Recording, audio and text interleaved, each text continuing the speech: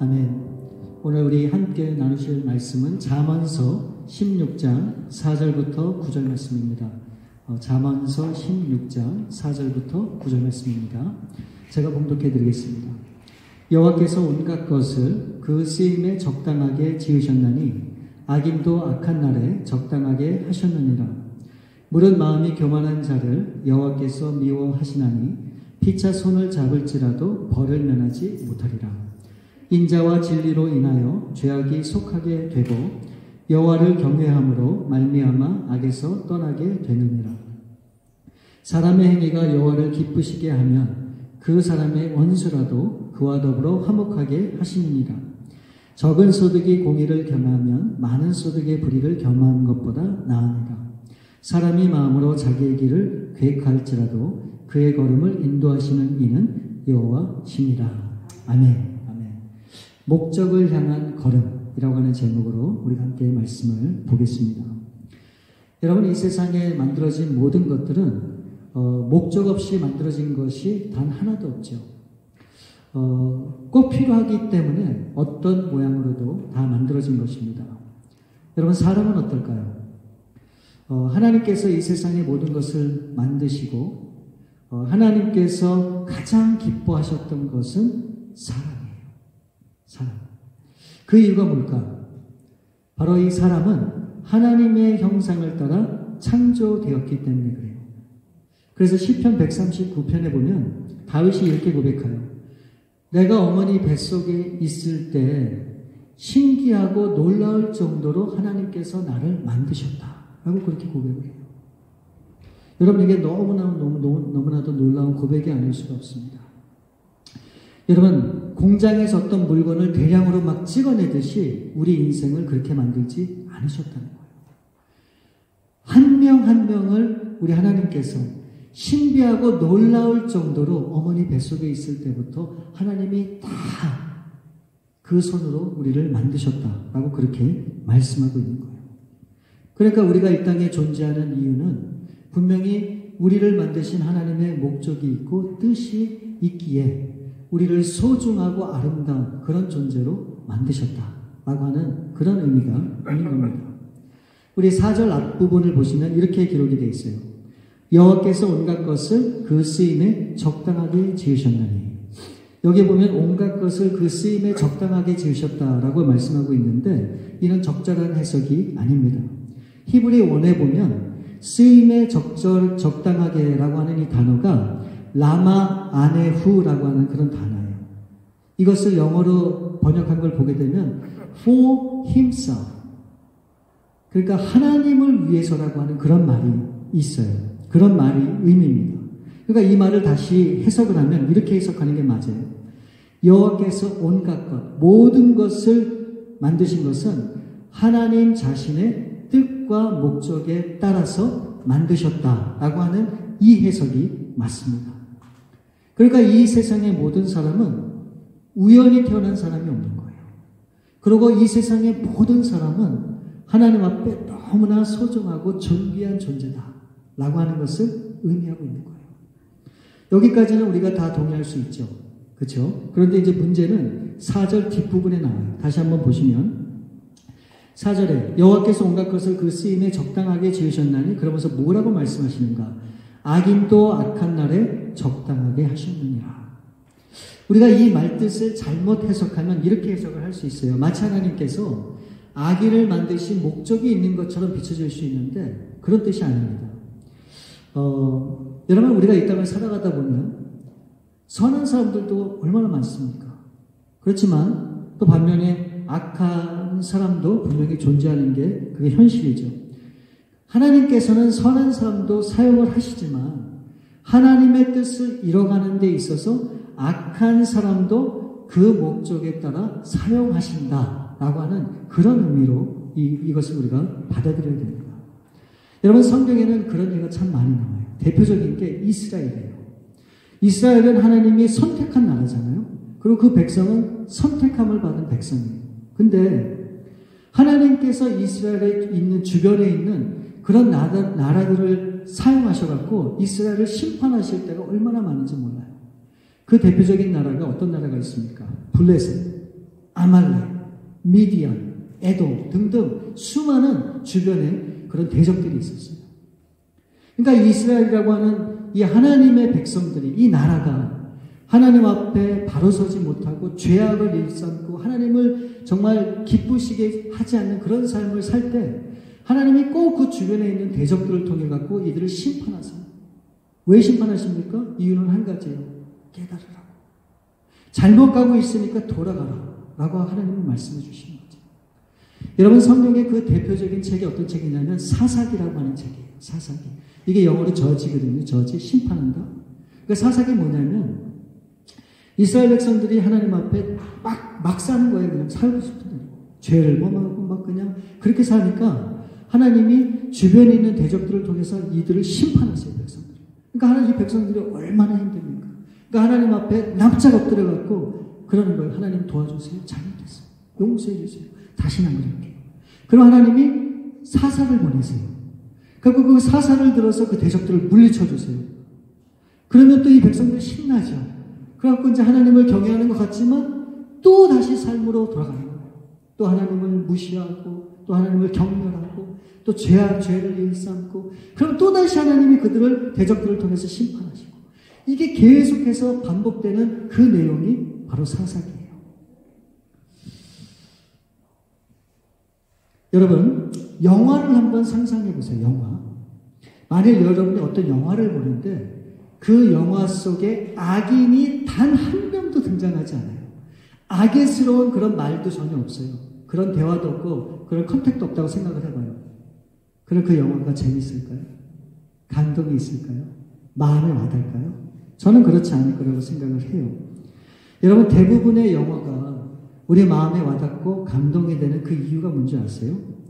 바로 이 악한 사람들의 어떤 그런 모습을 통해서 선한 사람들의 삶이 빛으로 드러나기 때문에 그 영화가 우리 가운데 마음에 와닿고 공감이 되는 그걸 우리가 느낄 때가 참 얼마나 많습니다. 여러분, 선이라고 하는 것을 우리가 어떻게 알 수 있습니까? 악을 보고 악을 경험하니까 이런 게 선한 것이구나. 우리가 깨닫게 되는 거 아닙니까? 우리가 빛이 있다고 하는 것을 어떻게 확인하고 그 빛을 볼 수 있습니까? 어두움이 있기 때문에 그 빛이 드러나게 된다는 것이죠. 그렇기 때문에 하나님께서는 좋은 것이나 나쁜 것이나 선한 것이나 악한 것이나 이 모든 것들을 허락하신 이유가 무엇인가?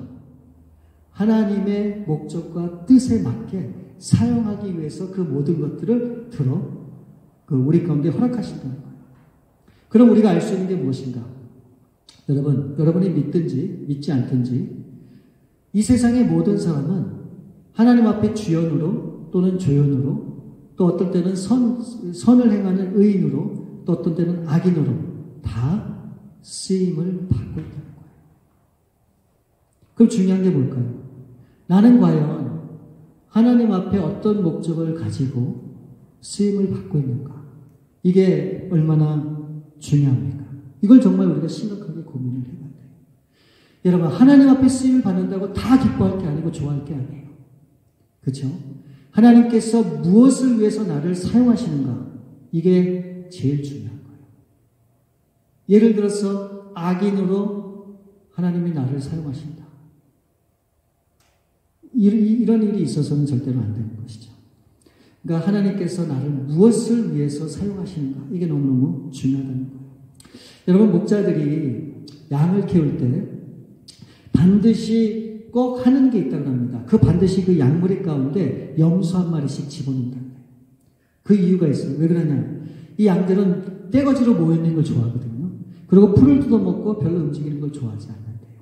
그렇게 되면 움직이지 않고 먹기만 하니까 쉽게 병에 걸리고 아플 수가 있다는 거예요. 근데 염소 한 마리를 그 물에 딱 집어넣으면 그 염소는 이 양들이 모여있는 꼴을 못 본대요. 그러니까 막 양들을 괴롭히기 위해서 막 쫓아다니는 거예요.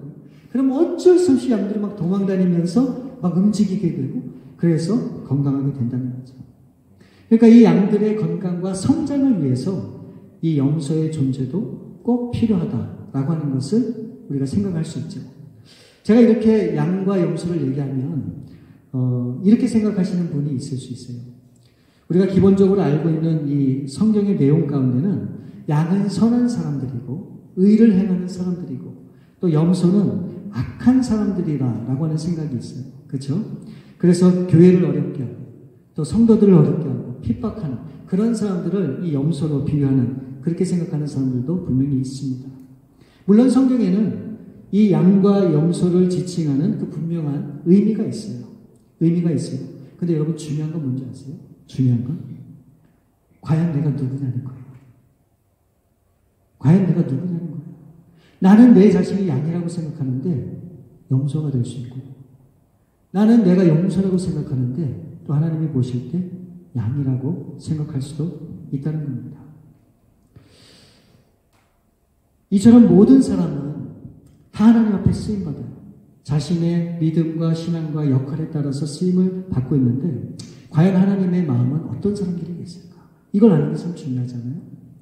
5절 말씀을 보시면 무릇 마음이 교만한 자를 여호와께서 미워하시나니 피차 손을 잡을지라도 반드시 벌을 면하지 못하리라. 여러분 하나님은 교만한 자를 어떻게 하신다고요? 사랑하신다고 말씀하시나요? 미워하신대요. 교만한 자를 미워하신대요. 그러면서 피차 손을 잡을지라도 이게 번역이 조금 이상해요. 이 단어의 뜻은 뭐냐면 이런 뜻이에요. 정령 반드시. 그러니까 하나님께서 이 교만한 사람을 미워하시는데 그런 사람들을 어떻게 한다는 겁니까? 반드시 정령 그 사람들은 벌을 면치 못한다 라고 하는 그런 의미가 이게 담겨져 있는 거예요. 그러니까 하나님 보시기에 악한 자는 어떤 사람인가? 교만한 사람이에요. 그리고 하나님의 뜻을 따르지 않는 사람이 그런 사람이죠. 그리고 하나님은 그런 사람들을 어떻게 해요?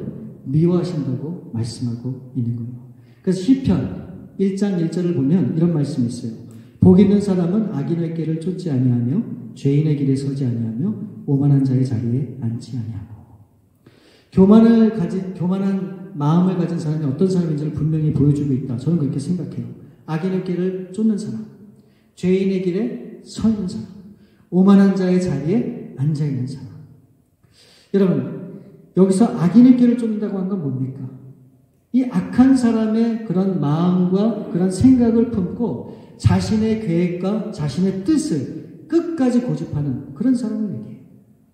또한 죄인의 길을 서는 사람은 어떤 사람입니까? 이게 죄인 줄 알아요. 이게 잘못된 길인 줄 알아요. 그러면서도 그 길에 서 있으면서 돌이키지 않아요. 돌아가거나 되돌아가지 않고 끝까지 그 길을 고집하는 거예요. 또 오만한 자리에 앉는 사람은 어떤 사람입니까? 앉아서는 안 되는 그런 자리인 줄 알면서 그 자리를 고집하는 사람. 이런 교만한 사람을 우리 하나님께서 미워하신다. 그렇게 말씀하고 있는 거예요. 그럼 여러분 우리는 어떤 사람들이 되어야 될까요? 6절에 보면 인자와 진리로 인하여 죄악이 속하게 되고 여호와를 경외함으로 말미암아 악에서 떠나게 되느니라. 이 한글 번역에는 인자와 진리라고 이렇게 표현이 되어 있는데 영어에 보게 되면 아주 더욱더 뚜렷해요. Through love and faithfulness라고 되어 있어요. 그러니까 이게 인자와 진리 그러면 좀 이게 좀 이 의미가 좀 이렇게 잘 안 닿는데 이걸 영어로 보게 되면 정확한 원문의 의미를 알 수 있죠. 그건 뭐냐면 사랑과 신실함 때문이다. 사랑과 신실함. 그래서 우리의 죄가 용서함을 받게 된다는 거예요. 여러분 우리를 사랑하시고 신실함으로 끝까지 우리를 인도하시는 분이 누구십니까? 그분이 바로 예수 그리스도예요. 그 예수 그리스도의 죽음으로 말미암아 우리 죄를 대신 사함을 받고 그래서 그 예수님으로 인해서 우리의 모든 죄가 다 씻김을 받고 그래서 그 예수 그리스도를 믿음으로 어떻게 해요? 하나님을 경외할 수 있는 자리에 나갈 수 있게 되는 거예요. 그래서 하나님을 경외하는 그 사람만이 우리의 이 모든 죄를 깨끗이 할 수 있다라고 말씀하고 있는 겁니다. 근데 여러분 많은 그리스도인들이 늘 매일매일 고민하는 게 뭔지 아세요? 저도 마찬가지지만 우리가 예수님을 믿으면서도 죄를 짓는다고 하는 여기에 우리가 참 우리 자신이 한심하고 죄책감을 가질 때가 얼마나 많은지 몰라요.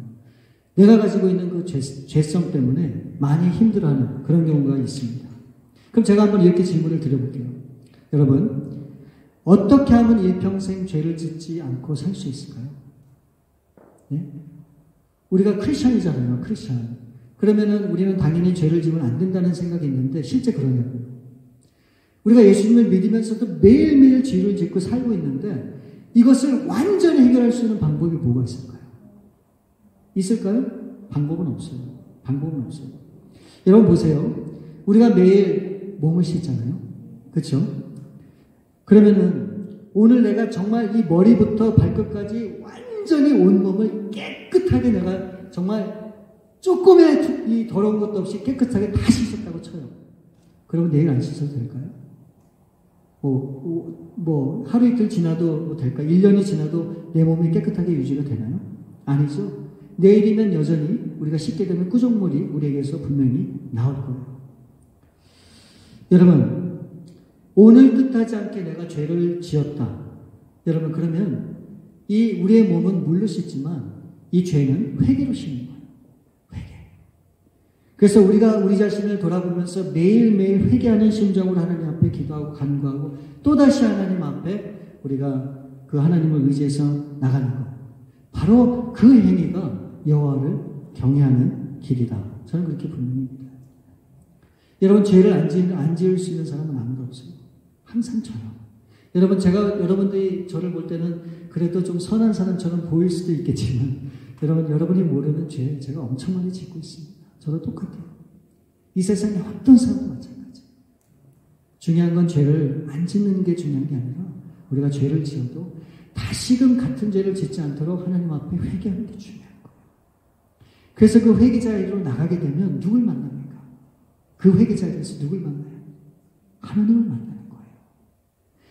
나의 부족함을 아시고 나의 연약함을 아시고 나의 그 모든 것을 사해 주시는 그 하나님의 놀라운 사랑과 은혜의 자리 앞에 우리가 나가게 되는 거예요. 그래서 그 안에서 다시 한번 회개함으로 나의 모든 것들이 정결케 되고 다시 한번 주님 안에서 새로운 힘과 용기를 얻게 되는 거예요.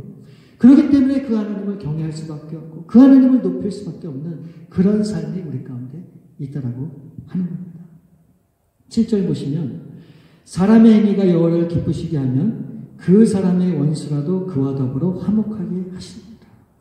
여러분, 우리의 행위가 하나님을 기쁘시게 하는 그런 행위라면 뭐라고 말씀하세요? 우리가 정말 원수처럼 생각하고 정말 회복할 수 없는 그런 관계에 그런 어려움이 있는 원수라 할지라도 하나님께서 그것을 다 해결해 주시겠다라고 그렇게 말씀하고 이유가 왜일까요?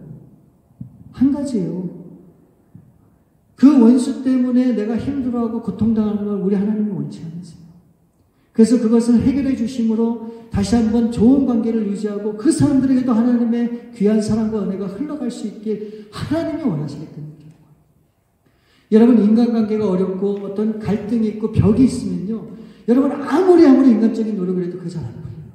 겉으로는 오케이, 괜찮아, 이제부터는 내가 다 용서해. 그렇지만 그게 남아있잖아요. 여러분 다 경험하셨잖아요. 여러분, 가장 완벽한 관계 회복은 뭔지 아세요? 하나님을 경외하는 거예요. 그리고 하나님이 책임을 지시겠다고 말씀하고 있어요. 그래서 제가 잠깐 팁을 드리면, 제가 이제 간혹 가다가 사람들하고 갈등이나 좀 어려움이 있잖아요. 제가 어떻게 이걸 변명할 수 없고 제 생각과 뜻은 아니었는데 오해하는 경우도 있고, 그럴 때는 그 사람한테 찾아가서 구구절절 얘기하지 않습니다. 저는 어떻게 하는 거예요? 그냥 하나님 앞에 기도해요. 하나님, 내가 이런 뜻은 아니었지만 내가 실수한 것 같습니다. 만약 그게 잘못 오해돼서 관계가 틀어진 거라면 하나님 저를 용서해 주시고 그 관계를 회복될 수 있도록 도와주세요. 그러면 정말요, 지금까지 단 한 번도 제가 그렇게 기도하고 하나님 앞에 모든 것을 맡기고 나갔을 때 이전과 같이 껄끄러운 그런 관계가 있었던 적이 단 한 번도 없어요. 많지는 않지만 그런 경험이 지금까지 그랬어요. 그러니까 여러분, 그런 관계에 어려움이 있으면 사람을 찾아가지 마세요. 그리고 그 사람한테 그렇게 하지 마세요. 물론 잘해야 되죠. 상냥하게 하고 사랑하는 마음으로 되고 다 해야 되지만 그것보다도 가장 중요한 것은 하나님 앞에 솔직히 나가면 하나님이 다 들어주십니다. 또 8절에 보면 적은 소득이 의를 경하면 많은 소득이 불의를 경한 것보다 나으니라. 여러분, 적은 소득이라도 하나님이 기뻐하는 의를 행하는 것이 불의를 행하는 많은 소득보다 훨씬 낫다. 그렇게 얘기하고 있는 거예요. 그러니까 우리 하나님께서 보실 때는 소득이 많고 적고 내가 재산이 많고 적고 이것이 중요한 게 아니라는 거예요. 헌금도 마찬가지예요. 하나님께서 보시는 것은 무엇이냐? 그것을 어떻게 사용하느냐, 그 방법이 중요하다는 거예요. 마음의 동기가 중요하다는 거예요. 네. 우리는 많이 드리고 많이 헌신하면 하나님이 더 기뻐할 거라고 생각하지만 하나님의 마음은 그게 아니에요. 과부의 엽전 두입을 기뻐하셨던 그 주님의 모습을 우리는 꼭 기억을 해야 돼요. 그러니까 하나님을 감동시키는 일은 사실 큰 게 아니거든요. 작은 일이라 할지라도 내 마음을 담아서 하면 그것을 하나님이 기뻐하시는 거예요. 네, 모든 삶이 그래요. 많은 것들을 헌신해야지만 그렇게 하는 거예요. 아니에요. 말 한마디, 나의 씀씀이 하나, 작은 일이라도 그것을 진정 마음을 담아서 하나님이 기뻐하는 그런 마음으로 하면 그것을 하나님이 기뻐 받으신다. 자, 여러분, 결론적으로 오늘 하나님께서 이 모든 말씀을 주시는 그 의미가 뭘까? 9절 말씀이 결론이에요. 9절 말씀. 자, 보세요. 사람이 마음으로 자기의 길을 계획할지라도 그의 걸음을 인도하시는 이는 여호와시니라. 여러분, 이 구절은 우리 오랫동안 교회를 다닌 사람들은 다 암송하고 잘 아는 말씀입니다. 이 말씀은 우리 믿는 사람들이 어떤 계획을 세우고 그 길을 가고자 할 때 하나님께서 나의 길과 방법과 뜻 가운데 역사해 주셔서 하나님이 우리의 모든 삶을 이끌어 가신다 라고 하는 그런 의미가 분명히 여기에 담겨져 있습니다. 근데 우리는 이 의미를 정확하게 알아야 돼요. 분명하게 알아야 됩니다. 자, 보세요. 이 말씀에서 중요한 게 무엇인가? 여호와 하나님께서 인도하시는 걸음이 어떤 걸음이냐는 거예요. 예, 그게 지금 중요한 거예요. 자, 우리가 상식적으로 한번 생각해 봐요. 내가 악을 사모하고 죄를 일삼는단 말이죠. 그러면 하나님이 그 죄를 일삼고 악을 범하는 그 걸음을 기뻐하실까요? 그 걸음 속에 우리 하나님이 함께 동행해 주실까요? 내 욕심과 정욕으로 걸어가는 그 길 가운데 우리 하나님이 그 걸음을 기뻐 받으실까요? 여러분, 우리가 이거는 그냥 상식적인 거죠. 그냥 생각만 해도 당연히 아닐 거다라고 하는 그런 생각을 우리가 해낼 수 있습니다. 여러분, 이 말씀을 잘 이해할 수 있는 성경의 예가 있죠. 사도행전 16장에 보면 이 사도 바울은 이 당시에 소아시아 중심이었던 이 에베소, 이게 상업 중심 도시거든요. 여기를 어떻게 해서든지 복음을 증거하면 이 복음이 모든 아시아에 전해질 수 있겠다. 그렇게 생각을 했어요. 그리고 그런 계획과 준비를 하면서 나아갈 때 성령께서 그 길을 완전히 막았어요. 그러면서 마게도냐 환상을 보여주시고 이 사도 바울을 에베소에서 이 소아시아로 가는 걸 막고 유럽으로 가도록 인도해 주십니다.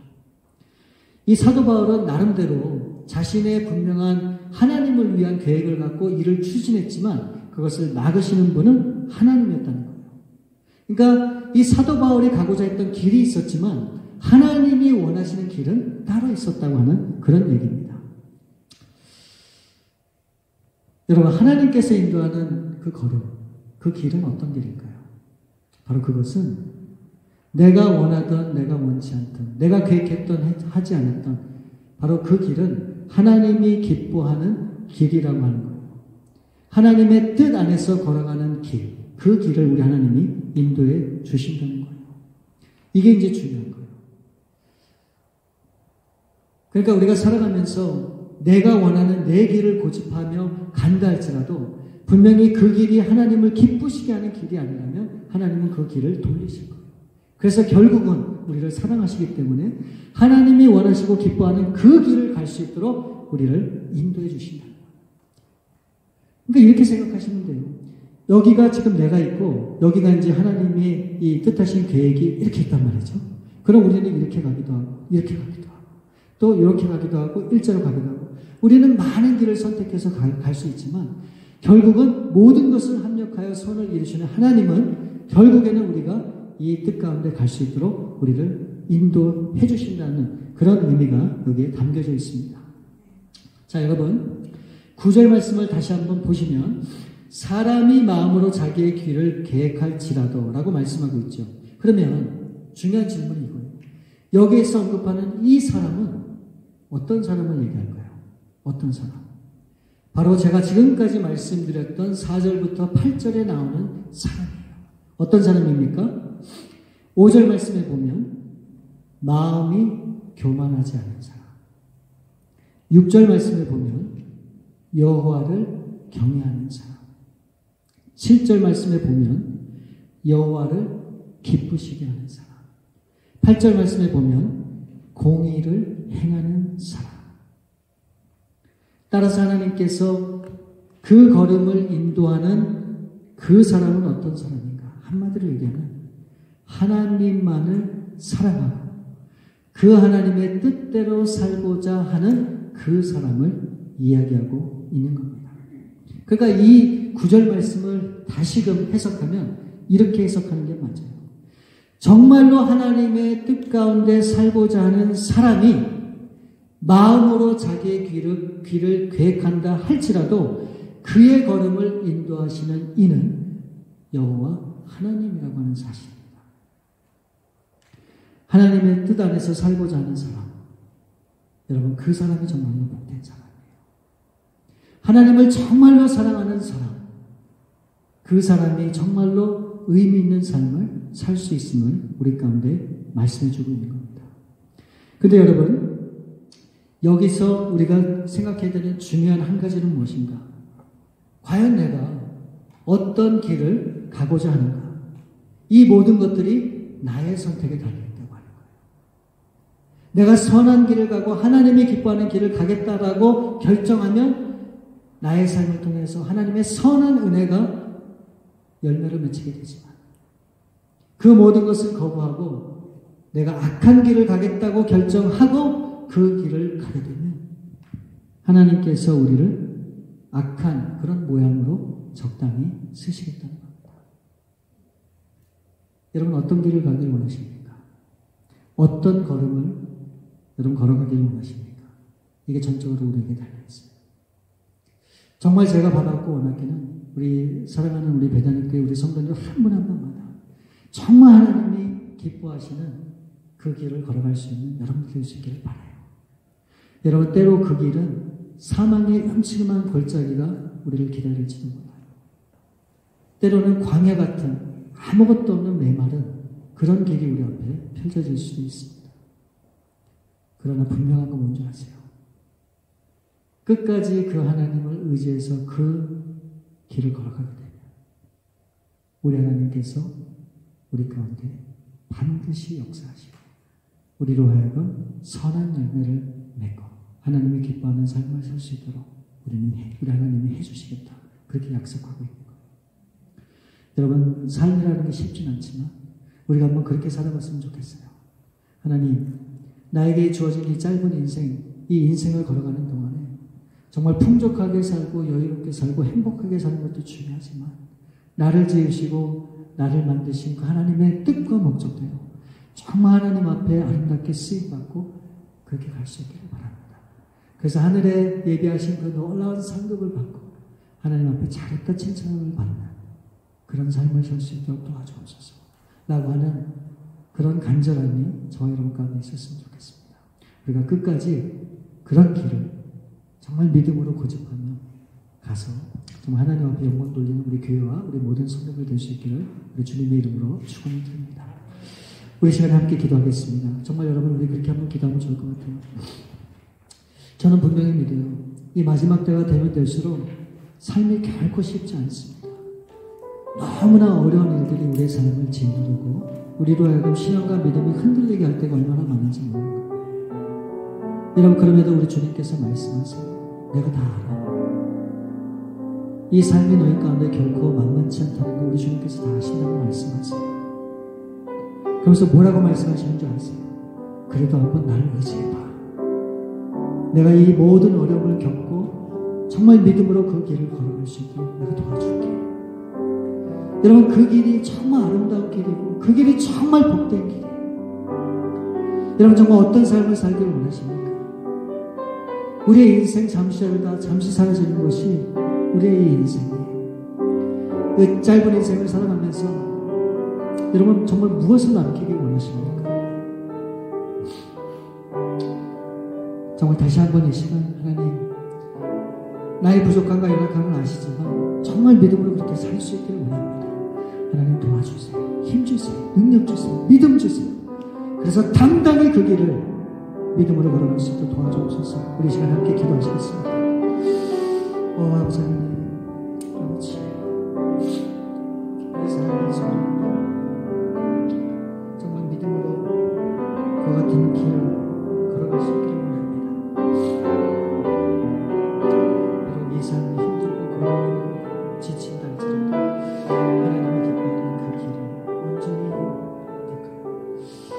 나갈 수 있기를 원합니다. 그래서 우리 베드로 교회 사랑하는 성도들을 통해 정말 하나님 앞에 하나님 앞에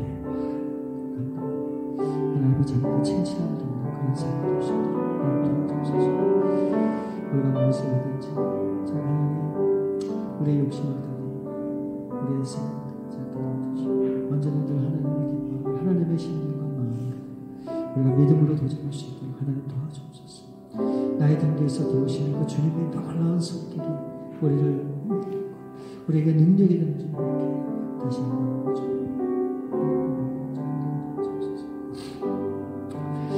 우리 참으로 좋으신 아버지 감사합니다.